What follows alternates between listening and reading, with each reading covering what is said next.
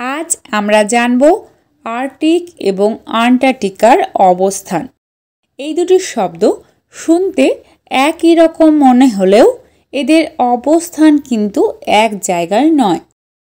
পৃথিবীর একেবারে উত্তর দিকের এই যে সুমেরু অঞ্চল রয়েছে, এই সুমেরু অঞ্চলটিকে ইংরেজিতে বলা হয় আর্কটিক। এই আর্কটিক শব্দটি এসেছে গ্রিক শব্দ আর্কটোস থেকে, যার অর্থ হচ্ছে ভাল্লুক।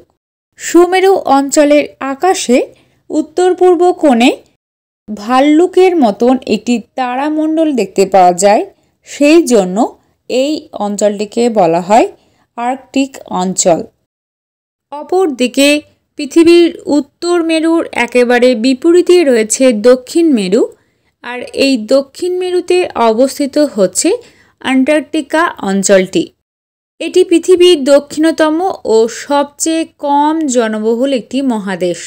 এই মহাদেশটিকে সাদা মহাদেশও বলা হয়ে থাকে।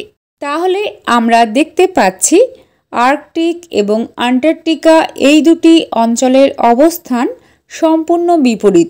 পৃথিবীর উত্তর মেরু জুড়ে অবস্থিত হচ্ছে আর্কটিক অঞ্চলটি, অপরদিকে দক্ষিণ মেরুতে অবস্থিত হচ্ছে অ্যান্টার্কটিকা।